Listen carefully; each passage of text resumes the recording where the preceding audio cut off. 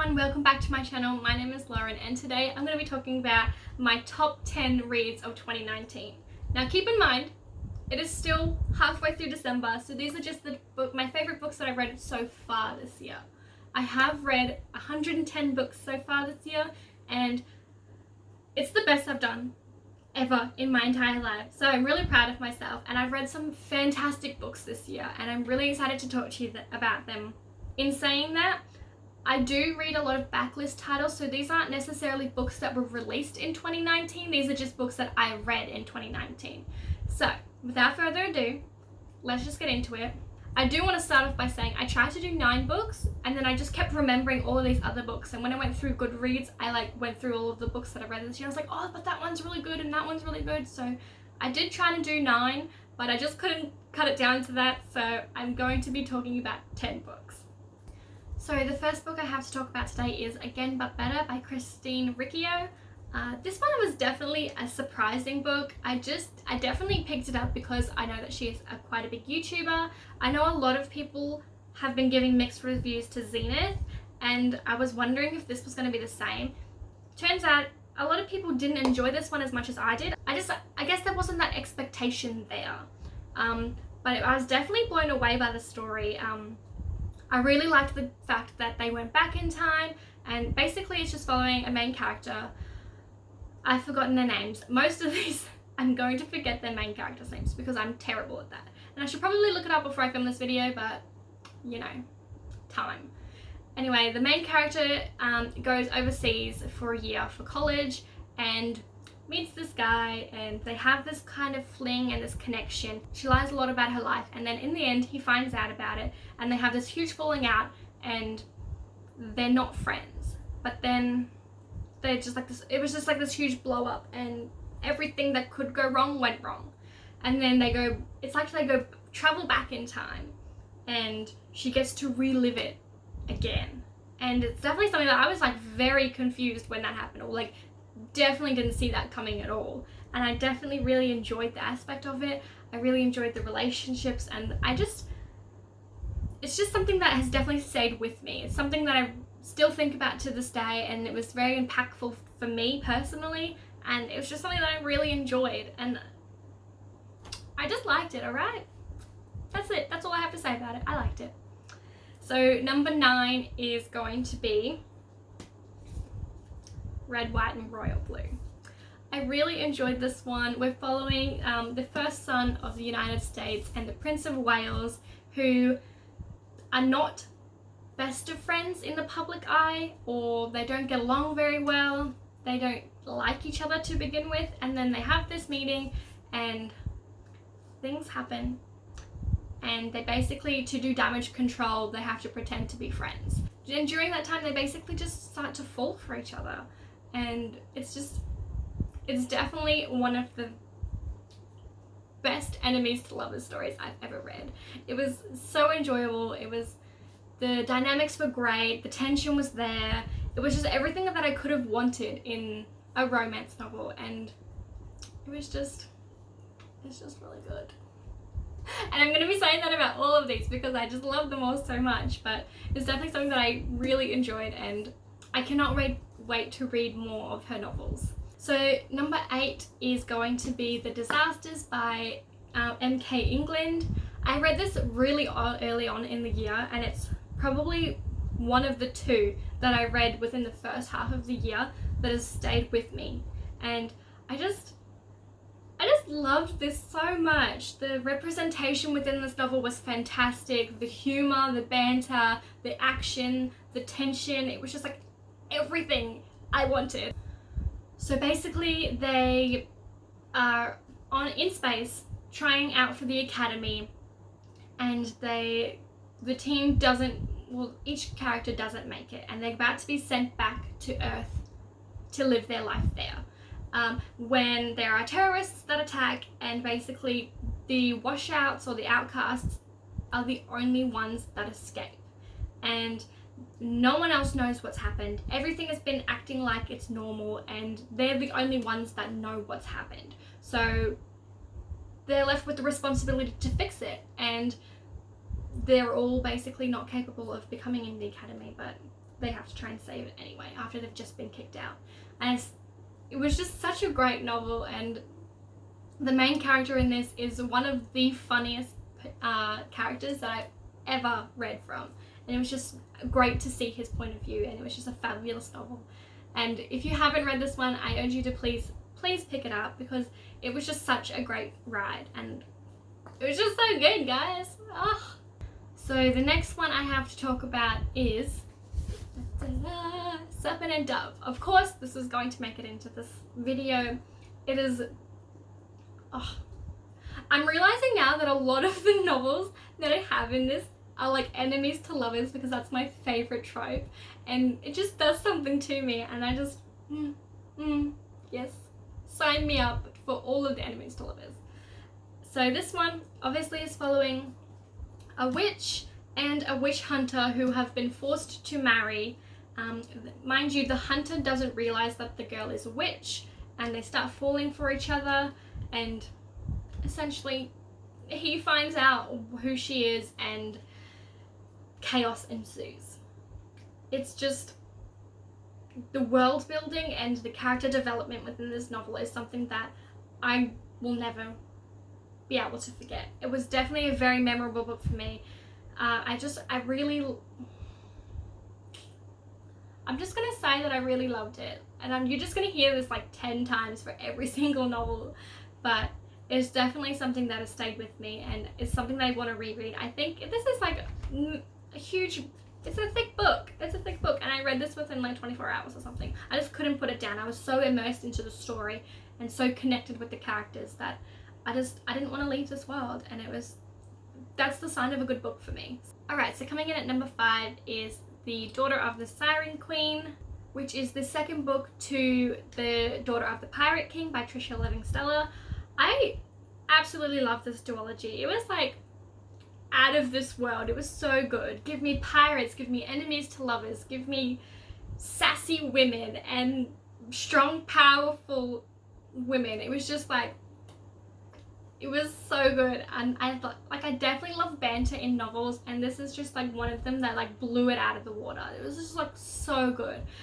So the sexual tension and the banter between Alosa and Raiden is just, I will go down with the ship, basically. I just loved them so much. It was just such a perfect novel, and my cheeks hurt from thinking about it so much. Like, I'm smiling so much. It was definitely something that I didn't want to put down, and I'm really excited to reread these novels. So that one has to make it onto the list.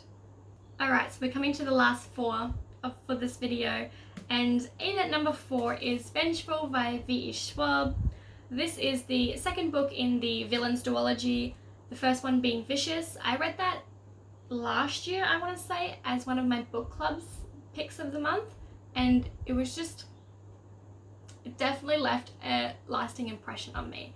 And this one, we meet Marcella, who is this, it's just such a strong woman who is so set on vengeance and revenge, and just like bloodthirsty. She's out there to get as many people killed who wronged her as possible, and I'm all about that. I loved her character. V. Schwab has a way of writing complex, dark villains and like horrible people, but in a way that makes you love them and makes you root for them and want them to win. And it's just, she's one of the only ones who I've ever met or who I've ever read a book from that does that in a way that captures me so much. And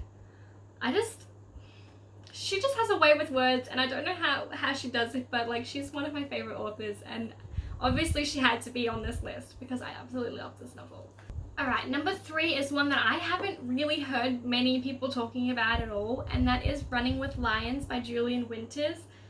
This is following a teenager named Sebastian who goes on the soccer camp for his last time. It's his last year before he graduates high school and moves off to college, and he's just ready to spend the summer playing soccer, doing what he loves with the friends that he loves. It's basically like a Bend It Like Beckham, but like a queer, gay Bend It Like Beckham. That's what I'm gonna pitch it as. It was like so good, and the scenes where he helps Emma get better at his like shooting and his running with the ball, and just like, oh, it was just like in the rain, it was just like so cliche but so well done, and just made my heart so warm, and that doesn't happen very often. And this just left such a lasting impression on me, and it's just one of those books that I want to reread again and again and again, and it was just so good. It was so good. I want to read every book that Julian Renters has ever written, because like this was phenomenal. So I've just realized that I originally had my list as 9, and I've added one for number 2, so all of the numbers I've just talked about are in the wrong order. They're all like down one more. So Running with Lions was number 4. Number 3 is The Honeymooners by Christina Lauren. I read this book in 4 hours. I got it from my library as an audiobook. It was 8 hours long. I listened to it on double speed, and I literally just sat and painted for 4 hours and listened to it nonstop. So this one follows a main character whose sister is getting married, and she has all of the luck. The sister has all of the luck. She's basically gotten a free wedding. Of all of the bargaining and all of the giveaways and things that she's won, she's one of those people who's just super lucky, and the main character is definitely not one of those people. But in saying that, she has decided not to eat the buffet at her sister's wedding because of, I believe it's because of like dietary requirements, and everyone else in the wedding gets sick, and her sister's unable to take her honeymoon, and because she's already won the competition, she's asked her sister to go in her place and go on the honeymoon and at least have someone enjoy the time. So the groom's best friend and the bride's sister have agreed to go together to pretend to be the married couple and do the honeymoon. But they don't get along, and they're very snarky and very sassy to each other, and they make it very clear that they don't like each other, and they're just doing this to enjoy the holiday themselves, not because of the other person. Obviously there's only one bed. It's a honeymoon suite, and that's like one of my favorite tropes. Obviously it's enemies to lovers again. It was so good, and there was like great sexual tension and great like chemistry, and it was just, this one does have intimate sexy scenes, and I think that Christina Lauren has a way of writing them that is just like tasteful. It's not cringy, it's not awkward, it's not uncomfortable. It's definitely something that it just adds to the story rather than making it weird. So I think they're one of those authors that I find that do it well, and it's just something that I really enjoyed, and I want to read every Christina Lauren book ever because they are absolutely fabulous. Alright, so we're up to the last 2 books, and I'm really excited. These are like standout novels for me for the year. I absolutely loved them. Number 2 is, of course, Daisy Jones and the Six by Taylor Jenkins Reid. I freaking loved this book. I listened to this on audio, and it is honestly the best way to go if you're interested. If you haven't read this one yet, the audiobook is definitely the way to go for this. It was absolutely phenomenal. I cannot get over how good it was. So we're following Daisy Jones and a band called Six. Originally they aren't a group, they're separate, and it's basically them coming together to form a band, and the chaos that ensues, the consequences that everyone has to deal with, and it was just, it's written in a way that I've never read before. So basically it's just all dialogue. It's just like, it's all dialogue. So I think that's why the audiobook is so good. It is a full cast, so you don't have trouble understanding whose character is who.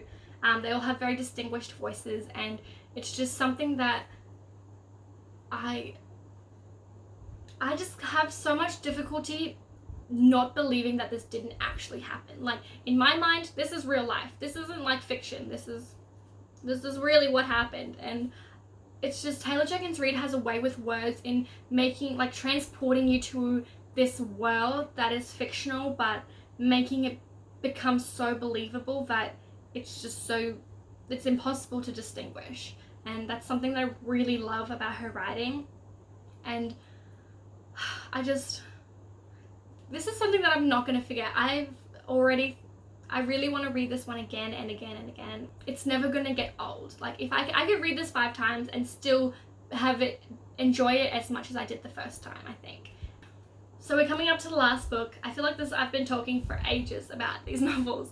I'm not sure if it's obvious already from how much I talk about this book on my channel, but this one, for number 1 of the year, is Dark Dawn by J. Kristoff.